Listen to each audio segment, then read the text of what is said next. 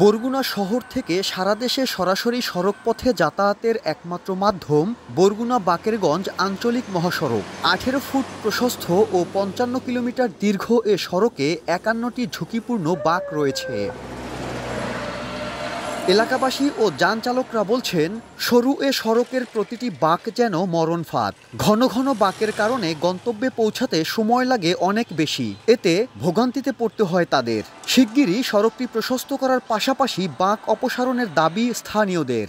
দুইটা গাড়ি আমরা ক্রস করে যাইতে পারি না। মোড় করতে গেলে অটোতে বাড়ি লাগে, অটো যা রাস্তার বাইরে। যদি রাস্তাটা ভালো হইতো তাহলে আমাদের জন্য, জনগণের জন্য ভালো হইতো। সড়ক বিভাগ বলছে, এরই মধ্যে বাঁকগুলো অপসারণের উদ্যোগ নেওয়া হয়েছে। জমি অধিগ্রহণের জন্য জেলা প্রশাসনকে চিঠি দেওয়া হয়েছে। বরিশাল সড়ক বিভাগ এবং বরগুনা সড়ক বিভাগ মিলে একটা প্রকল্পের আওতায় আনার পরিকল্পনা আছে এবং তার জন্য টপোগ্রাফি সার্ভে এবং বিভিন্ন অন্যান্য সার্ভেও করা হয়ে গেছে এবং ডিজাইনের জন্য চিঠি প্রেরণ করা হয়েছে আমাদের হেড অফিসে। বরগুনা যাত্রী অধিকার সংরক্ষণ কমিটির তথ্য মতে গত 6 মাসে এ সড়কে 57টি ছোট বড় দুর্ঘটনা ঘটেছে।